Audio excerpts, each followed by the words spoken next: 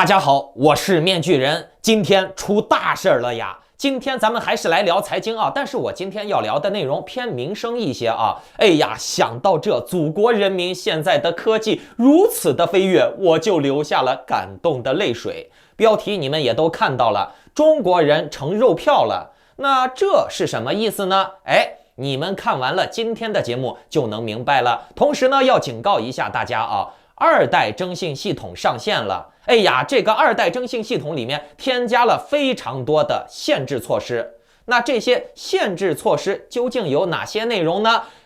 我今天会在节目的后半段一一给大家讲解的。那好，节目开始之前呢，不要忘记点赞、订阅、打开小铃铛。这个月赠送 Axie 植物类的蛋以及直接转账500 USDT 大奖的活动仍在继续。你只需要转发面具人的节目到3个平台以上，并截图发送到我的邮箱，就可以参与抽奖啦。好，首先来说一下中国人成肉票的这个事儿啊。数字人民币大家都知道了，之前说的那个好像还有一个配套的玩意儿叫做数字人民币硬钱包的那个东西啊，就是跟卡一样的玩意儿，但是呢，你要先把你的人民币充到这个卡里面，让它记忆下来，然后呢，才可以用那个玩意儿进行离线支付，等于那个卡是有数据记录功能的，可以在无网络的环境支付。等到有网络的时候，它会自动调用本地的数据，匹配云端，调整余额。不过呢，这种玩法会被高手找到破绽，篡改本地数据，有可能会欺骗过云端。对党来说呢，是有一定的风险的。所以呢，你们也都看到了，党现在也不太怎么推这个硬钱包了。于是呢，又另辟蹊径，把数字人民币支付集成到了 SIM 卡上面啊！大家可以去百度搜一下新闻啊，现在移动、电信、联通全部都已经在自己的 SIM 卡上面支持了数字人民币支付了。那么把数字人民币支付集成在 SIM 卡上面呢，这样就没有风险了，等于说它的数据还是及时交互的，所以没有风险。然后呢，我党就开始为百姓着想了呀。数字人民币支付啊，以后要通过各种各样的扫脸以及多重身份认证机制。那说到这儿了，可能会有很多人不以为然啊。一说到扫脸，大家会觉得哦，支付宝、微信不也都是要扫脸、刷脸支付吗？对，是。那面具人，我再往下说，你们自己感受一下啊。医保、税务、电费、水费，进小区的门，哪块能进，哪块不能进。全部通通要扫脸，而且规则一旦改变，比如说1个月交一次电费变成3个月交一次，电费涨价了，你交还是不交？不交你也躲不过，你就长的是这张脸，现在必须得交，必须扫脸，你逃不掉，不扫不让进门，不扫不让开灯，捆绑征信，不扫算你逾期。以后你能干啥不能干啥，全部都存在你这张脸上，能去哪儿不能去哪儿，能不能买火车票，能不能坐高铁，能不能坐飞机，全部都在你这张脸上。你又不是面具人，我这样有一个面具，有本事你把脸换了，换脸了也不行，我告诉你，换脸了重新登记，重新绑定你个人的数据，躲都躲不掉。一说到征信这个东西啊，很多小粉红就会说了，哎呀，规规矩矩的做人，征信就不会有事儿了，你的个人权利就不会受限了。喂，观众朋友们，我想问你们，什么是规矩啊？什么是王法？你是王法，还是党是王法，还是习近平是王法啊？你是王法，还是你们的省长是王法？你用守规矩，你们的公安局长用不用守规矩？20年前计划生育是不让你生，多生了找不到工作，没有福利，被拉黑名单。到了今天，计划生育是逼着你生，不生了找不到工作啊，没有福利，被上征信，还这不能干那不能干的。什么是规矩啊？规矩不规矩全看党的心情，党的需要，党需要的就是规矩，党要给你涨电费，党要给你涨社保，党要给你涨房租，你就必须把脸凑过来刷交钱，这就是规矩，懂了没？你只有交钱的份儿啊，你只有服从规矩的份儿，你没有决定规矩和不遵守规矩的权利。当然了，无论这个规矩是否合理，你都必须得遵守。数字人民币就直接捆绑到了你的脸上了呀，对不对？你必须得来扫，必须得交钱。而且呢，人家数字人民币想要多少就有多少，键盘一敲，哎，100万、1000万，想要多少数字，哎，只不过是加几个零的事儿嘛，对不对啊？但是呢，这些钱你并不能拿到国外花，懂了吧？你只能用劳动力换数字人民币，换完了这个数字人民币，也只能用来维持你的个人生活、家庭生活，维持你的缴费。然后呢，缴费把这些数字花完了以后，你又得继续劳动。为啥？你不劳动活不下去啊！你想活下去就必须得劳动。如果说党需要更多的劳动力，他就会调整数字，调整规矩，让你来遵守规矩。你不遵守规矩，你就活不下去。听懂了没？哦，大家来想一下啊，交钱有你，投票却没你，定规矩也没你，那你是个啥嘛？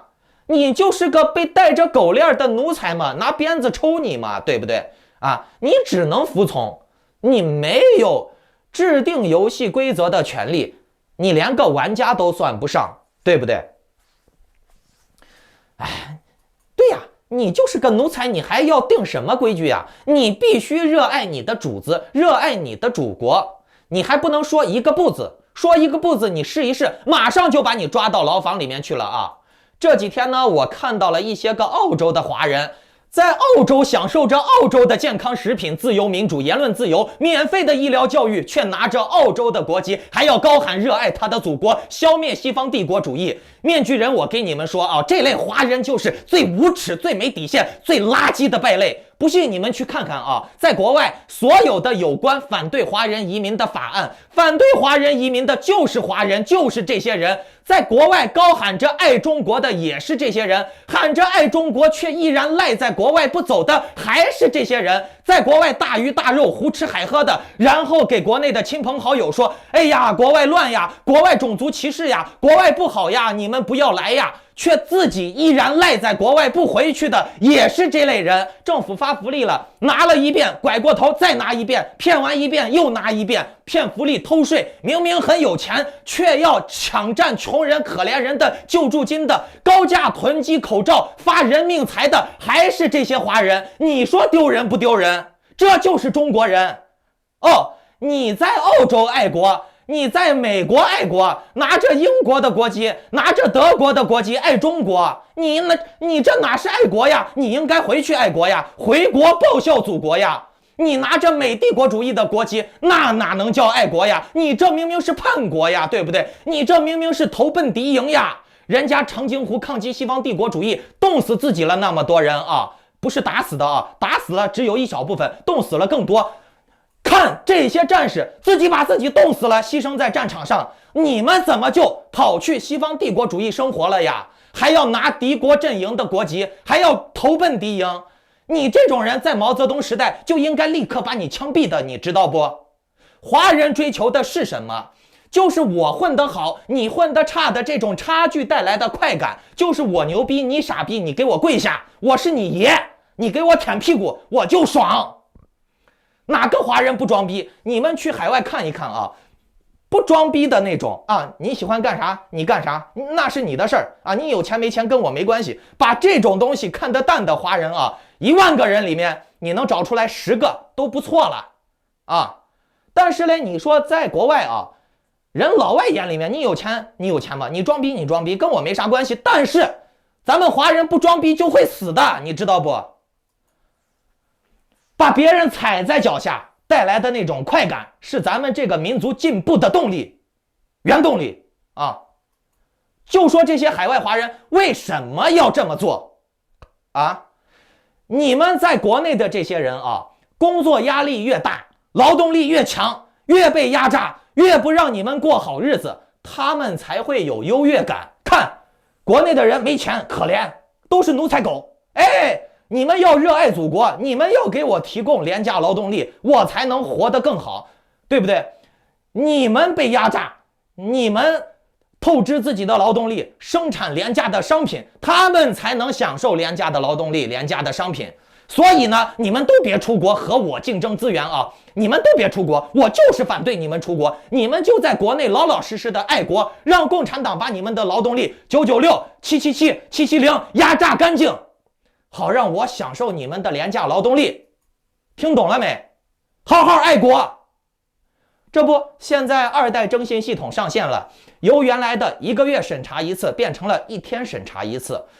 个人的征信还要关联家庭征信，个人的消费记录、水电缴费、便民缴费、生育情况全部都要纳入征信。细算下来呢，有上百种考核指标。别急，这种考核指标以后会越来越多，你稍微触犯一条，你就是找不到工作，征信拉黑，影响子女上学，影响你个人的福利。征信保留的期限啊，从3年延长到5年、7年。不良记录追随终身，再配合随处可见的扫脸，你是个什么东西，有什么权利，大数据全部都给你记录好了。你觉得你还有什么翻身的机会吗？啊，定什么规矩，并不是你来决定的。你觉得你有人权吗？你有投票权吗？你让大陆随便一个老百姓拉出来看一看，他有投票权吗？啊，选谁不选谁啊？谁能当选跟他有关系吗？他只能举手，他只能服从，听懂了没？你们所有的人都是为我党服务的啊，为我们这些海外华人能享受你的血肉廉价劳动力带来的快感而服务的，听懂了没？你的子女就是下三滥的产物，狗都不如的东西。你们去看看那些达官显贵，包括他们的海外后代，他们养的狗1个月吃的狗粮都比你们的子女1个月的生活费还要值钱。你觉得你是个啥？你就是连个狗都不如的奴才，你还爱谁呢？人家权贵的后代在国外爱党爱国还说得过去，因为人家共产党和他们是一伙的，党帮人家权贵的后代压榨你们的血汗，赚取你们的血汗呢。你说你们这些个一群奴隶爱什么奴隶主呀？人家喝茅台几百万顶你几辈子赚的呀，人家的狗吃1个月的狗粮顶你孩子全家1个月的生活费呀，你还爱什么爱呀？人家奴隶主洗脑你的孩子，奴役你的孩子，还制定各种各样的限制规矩，征信限制，大数据监控，让你的孩子一辈子翻不了身儿，你还爱？你是不是变态了呀？大数据控制下的吃土豆的狗还不能反抗，必须要爱党爱国爱企业，为了生存奉献劳动力，要遵循10种、100种、1000种甚至10000种各种各样的条条框框，而这些条条框框并不是由老百姓公平投票共识出来的产物，是奴隶主觉得哦，今天你们不能干这个，明天你们不能干那个而定下来的，听懂了没？你们必须要爱党爱企业啊，听老板的话，为生存奉献劳动力，否则你就活不下去。你们是不能享受无拘无束的公平自由健康的生活的，因为党不允许，海外的华人也不允许，包括那些老外，包括那些跟中共勾兑的享受中共廉价劳动力的所有人都不允许。你们就是用来牺牲奉献的，然后嘞吃地沟油喝毒奶粉吸毒空气，在你50岁60岁左右的时候丧失劳动力的时候，刚好得癌症了，把你一辈子挣的钱再去看病，然后死掉，可悲的死去，痛苦的死去。听懂了没？这就是中国人眼中的中国人，他们也是这样对待中国人的。现实就是这么的残酷，现实就是这么的赛博朋克。以后你全家子女的未来，从生到死，什么能干不能干，什么规矩是给你孩子定的，什么规矩是给你孙子定的，包括录影制度定死了，你就得生在哪儿死在哪儿，大数据的剧本都给你规定好了，听懂了没？以后真的是没有什么机会能让你改变命运的，人人都想当奴隶主，听懂了没？人家当奴隶主的人，他爸有那个能力，你生下来就是个奴隶，趁现在还有机会，能救你的只有你自己，现实就是这么的残酷，听懂了没？现在还有些机会，否则呢，你包括你自己的老婆、妻子、孩子，儿子、老公、孙子，世世代代是没有任何翻身的能力的。你觉得你能扛得过从小3岁上学就被洗脑啊？你觉得你能扛得过飞机大炮吗？你觉得你能扛得过保安维稳你吗？公安维稳你吗？国保维稳你吗？啊？你觉得你能扛得过征信把你一定死，走哪儿刷脸刷不过去，你这不能干那不能干吗？你扛不过吧，对不对？现在好像说什么找工作呀、做生意呀，还能找点关系什么的，以后就是赛博朋克啊，全部大数据给你定死了，你就是那个下九流或者说是什么阶级的人啊，什么婆罗门呀这些啊，种姓制度定好了，什么样的资格能上升到什么样的阶段，能干什么样的事儿。系统全部给你默认好了，你的脑子里面只有指令和程序。3岁、2岁生下来就得被植入程序洗脑，你的孩子是没有任何自我意识的，他的行为、他的条件反射全部都是我党给他长期的洗脑灌输编程好的。什么吃土豆、吃土豆粉爱国，什么写血书呀，要扑手雷呀，要拿这个肉体挡机关枪呀，听懂了没？要无私的为党忠诚奉献自己的血肉，奋战到最后一滴血，听懂了没？这是共产党教你的，你不这么做吗？你不这么做，你就是反党分子。能救你的只有你自己，选择权在你。当然了，我也希望各位有想通的人啊，以后有出国的，以后呀，不要做那种无耻无底线的下三滥华人，看不得别人好的，只想着从把别人踩在脚下而获取快感的那种无耻无底线的垃圾人。做人呀，要像个人样，要有爱心有善心。